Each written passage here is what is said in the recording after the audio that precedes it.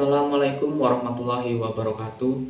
Perkenalkan, nama saya Nur Halim dari Prodi S1 Informatika Universitas Muhammadiyah Banjarmasin. Di sini saya akan mempresentasikan hasil resum materi mata kuliah Sistem Operasi. Oke, langsung saja saya akan masuk ke materinya. Yang pertama yaitu struktur sistem komputer. Sistem komputer memiliki beberapa komponen dasar. Yang pertama yaitu ada hardware atau peripheral. Hardware yaitu komponen-komponen sumber daya yang digunakan untuk komputasi dasar. Contohnya seperti memori, CPU, dan input-output. Komponen yang kedua ada software. Software di sini ada dibagi beberapa. Yang pertama, operating system. Software ini berfungsi untuk mengontrol maupun mengkoordinasi penggunaan perangkat keras atau hardware antara sebagai aplikasi dan pengguna atau user. Contohnya seperti di OS, Windows, Linux, macOS, Android, dan Unix. Kemudian yang kedua ada application program. Software ini berfungsi untuk mendefinisikan cara penggunaan sumber daya sistem dan persoalan komputasi yang dialami pengguna. Contoh-contohnya ada word processor, compilers, web browser, database system, dan video game. Yang ketiga ada brainware. Contoh dari brainware sendiri yaitu orang atau user, mesin, dan komputer lain. Kemudian di sini ada kelas-kelas komputer. Berikut kelas komputer dibagi berdasarkan ukurannya. Yang pertama ada grid komputer atau superkomputer. Kemudian ada mainware atau enterprise system. Kemudian ada mini komputer, workstation, desktop komputer, desktop, laptop atau notebook. Kemudian ada handheld komputer. Dan yang terakhir ada embedded system. Kemudian komputer juga dapat dibagi berdasarkan karakteristiknya. Yang pertama ada single processor, yaitu komputer yang memiliki satu prosesor. Kemudian yang kedua ada multiprosesor, yaitu komputer yang memiliki lebih dari satu prosesor. Kemudian ada personal komputer, yaitu komputer yang pada umumnya digunakan oleh hanya satu orang atau satu waktu. Kemudian ada distribute system, yaitu kumpulan autonomous komputer yang terhubung melalui sistem jaringan komputer dan dilengkapi dengan sistem software terdistribusi untuk membentuk fasilitas komputer terintegrasi. Kemudian ada cluster system, yaitu gabungan dari beberapa sistem individu yang saling berbagi tempat penyimpanan data atau storage dan saling terhubung dalam jaringan lokal. Kemudian selanjutnya ada real time system, yaitu sebuah sistem yang mengutamakan ketepatan waktu dalam eksekusi satu buah tugas. Kemudian materi selanjutnya ada struktur sistem operasi. Definisi sistem operasi dari sudut pandang user. Sistem operasi sebagai alat untuk mempermudah penggunaan komputer. Sistem operasi sebagai alat untuk memaksimalkan penggunaan sumber daya komputer dalam lingkungan multi-user. Kemudian definisi sistem operasi menurut sudut pandang sistem. Sistem operasi sebagai alat untuk menempatkan sumber daya secara efisien atau resource allocator. Sistem operasi sebagai alat yang mengatur eksekusi program dan operasi dari alat input-output atau control program. Sistem operasi sebagai sebuah program yang selalu berjalan setiap saat pada komputer atau kernel. Kemudian service sistem operasi. Yang pertama ada user interface, liaison between command line atau CLI, graphic user interface and batch. Program execution. Sistem operasi harus bisa meload program ke memori dan mengeksekusinya, menghentikan eksekusi program. Input-output operation. Program yang sedang berjalan butuh input-output, baik mengakses file ataupun input-output device. File system manipulation. Program butuh read and write, baik file atau directories. Retail dan delete.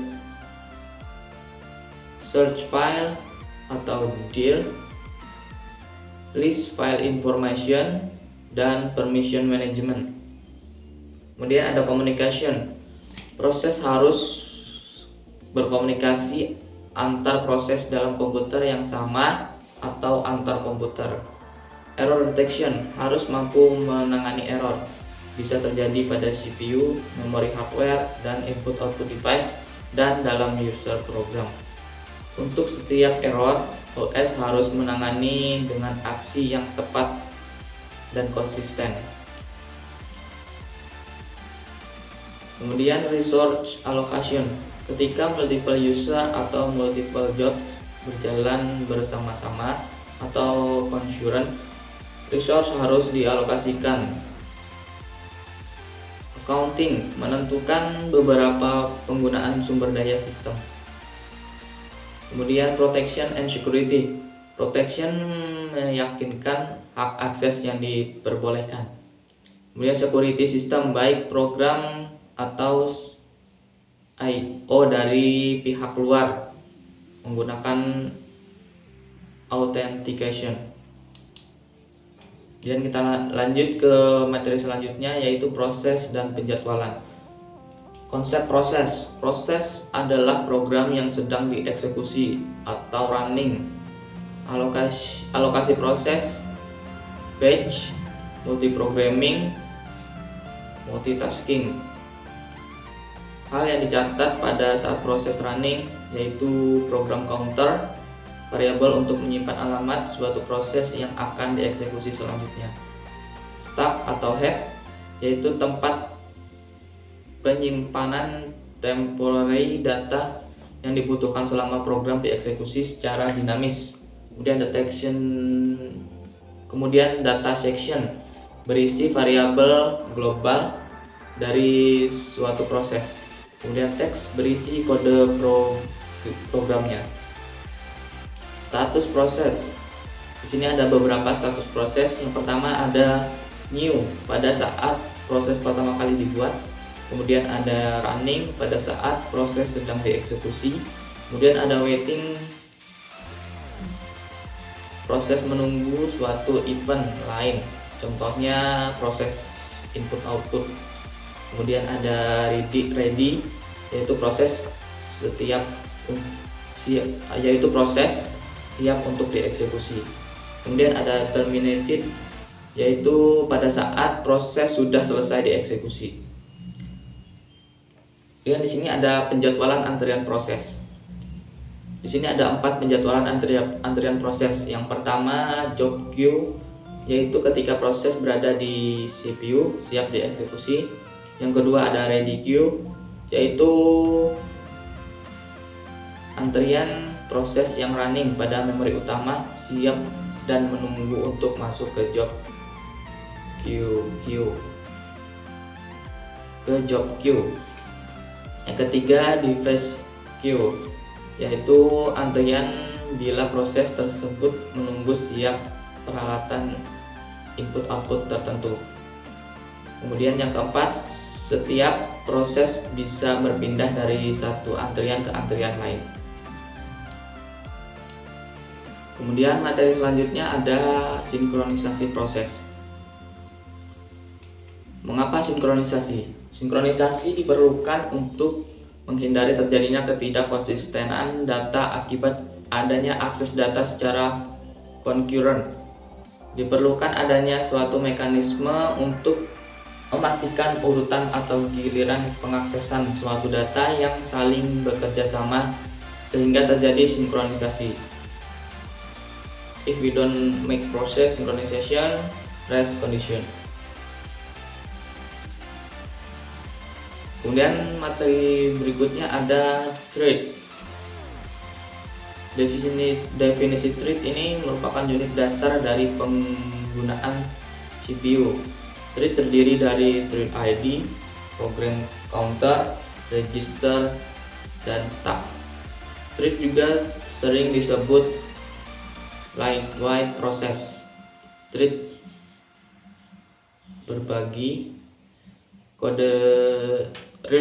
terbagi menjadi kode section, data section, file, dan sumber daya dengan thread lain yang termasuk dalam proses yang sama. Proses tradisional atau heavyweight process hanya mempunyai thread tunggal. Kemudian materi berikutnya ada sistem file. Permasalahan penyimpanan. Pada proses penyimpanan dan pembacaan data bisa terjadi atau timbul beberapa permasalahan, yaitu yang pertama ada kapasitas media penyimpanan tidak cukup atau terbatas. Kemudian ada ketika proses dihentikan, data hilang. Selanjutnya kebutuhan mengakses data atau sebagiannya dalam waktu bersamaan.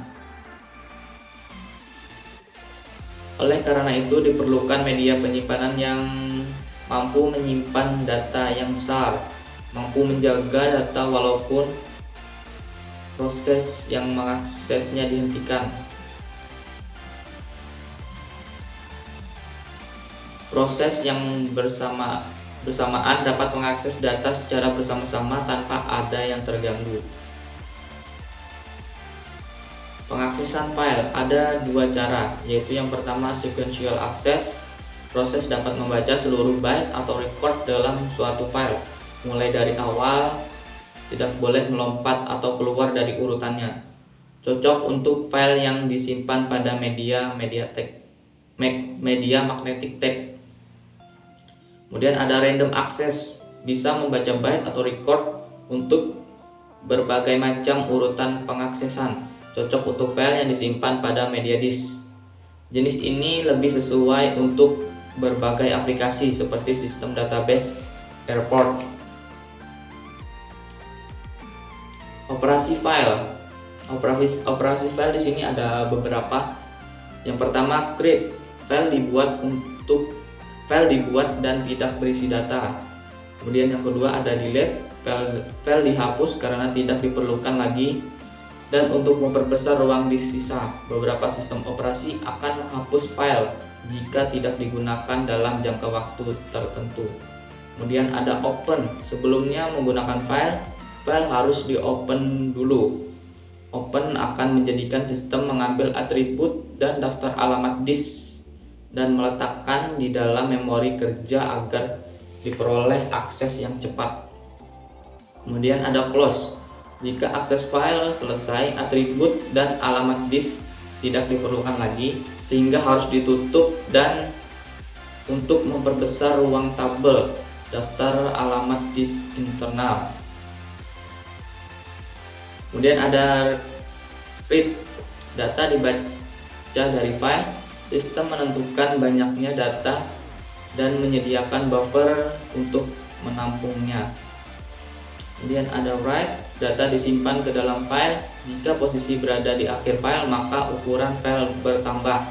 Jika posisi di tengah, data yang ada akan ditimpa. Kemudian ada append, mengubah data setelah data terakhir. Kemudian ada seek, mengatur posisi pointer saat itu menuju posisi yang ditentukan. Kemudian ada get attribute.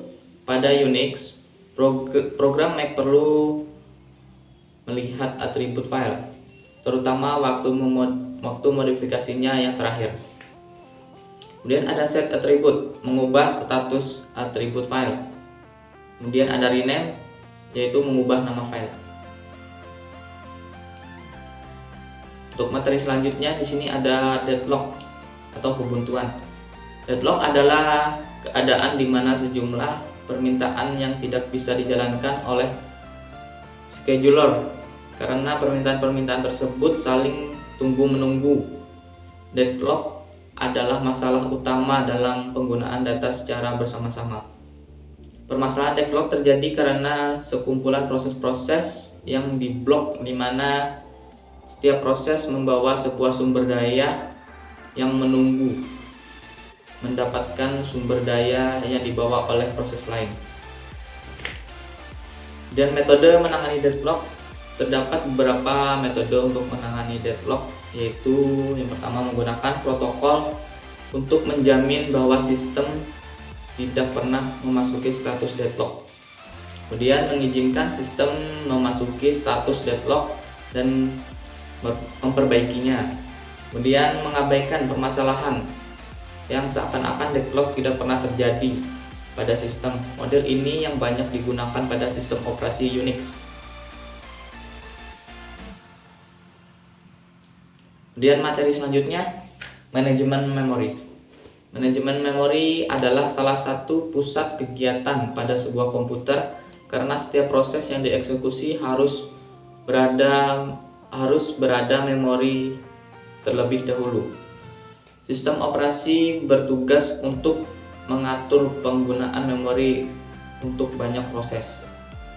Memori harus digunakan dengan baik sehingga dapat memuat banyak proses dalam satu waktu. Sebelum masuk ke memori, suatu proses harus menunggu dalam antrian. Antrian ini disebut input queue atau long term scheduler. Tujuan manajemen memori yaitu yang pertama meningkatkan utilitas CPU. Data dan instruksi dapat diakses lebih cepat oleh CPU. Istilah dalam manajemen memori yang pertama, main memory dan registers adalah satu-satunya storage yang dapat diakses secara langsung oleh CPU. Register mengakses dalam satu CPU clock atau kurang. Pengaksesan main memory lama dari register. Cache berada di antara main memory dan CPU register. Kemudian istilah yang kedua ada protection. Protection diperlukan untuk menjamin operasi memori sesuai dan tepat. Kemudian istilah selanjutnya ada relokasi. Relokasi ini untuk mengkonversi alamat logika program ke alamat fisik memori. Kemudian istilah selanjutnya ada sharing. Sharing ini digunakan untuk bagian dari memori.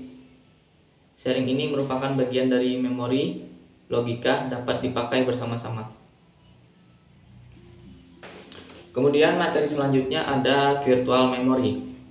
Virtual memory merupakan suatu teknik untuk memisahkan antara memori logis dan memori fisik. Hanya bagian dari program yang perlu saja berada di memori fisik untuk eksekusi. Logical address space dapat berukuran lebih besar daripada physical address space, memperbolehkan virtual address space pada VM atau virtual memory untuk di-sharing oleh beberapa proses. Keuntungan virtual memory yaitu berkurangnya total memori fisik yang dibutuhkan, meningkatnya respon karena tidak deadlock, bertambahnya jumlah user yang dapat dilayani. Memori virtual bisa melebihi daya tampung dari memori utama yang tersedia. Kemudian materi selanjutnya ada File System and Security. File system adalah sebuah proses yang mengatur di mana dan bagaimana sebuah data disimpan dan diakses dalam disk penyimpanan. Berikut ini adalah penjelasan mengenai serangkaian bagian dari atribut yang terdapat pada file system. Yang pertama ada nama file. Dari semua atribut yang di dalam file system, nama dokumen adalah satu dari dua informasi yang bisa dibaca oleh manusia. Sisanya berupa kumpulan huruf dan angka yang membentuknya. Kemudian yang kedua ada penanda. Atribut selanjutnya adalah identifier atau penanda. Dalam file system, setiap dokumen bisa dibedakan berdasarkan angka unik yang ditempelkan, yaitu identifier atau penanda. Atribut selanjutnya ada lokasi. Atribut ini menunjukkan di mana letak file dalam sebuah perangkat. Kemudian atribut selanjutnya ada jenis file. Setiap sistem memiliki persyaratan tersendiri supaya file system bisa mendukung penggunaan berbagai macam jenis dokumen. Atribut ini adalah kuncinya. Atribut selanjutnya adalah ukuran. Atribut ini berguna untuk memperlihatkan ukuran dokumen yang ada. Kemudian atribut selanjutnya adalah perlindungan. Perlindungan ini adalah salah satu atribut paling penting dalam file system karena menjadi penentu akses sebuah dokumen, baik itu untuk membaca atau melihat saja, menulis ulang sebuah dokumen atau menghapusnya. Kemudian atribut selanjutnya ada jam, tanggal, dan keamanan. Atribut yang satu ini tidak hanya ditujukan untuk perlindungan, tetapi juga untuk pemantauan lebih lanjut. Dan materi selanjutnya ada input-output system. Sistem input-output. Konsep umum input-output. Yang pertama ada port atau pintu komunikasi data. Kedua ada bus, jalur data atau share direct access. Kemudian yang ketiga ada controller atau pemberi perintah, host adapter. Perangkat-perangkat input-output memiliki alamat, digunakan untuk menyimpan instruksi input-output secara langsung. Memory mapped input-output lebih cepat. Contohnya VGA. Jenis-jenis perangkat input-output yaitu ada perangkat storage, perangkat transmission, perangkat human interface. Mekanisme input-output ada polling, interrupt, dan DMA. Jenis-jenis perangkat input-output.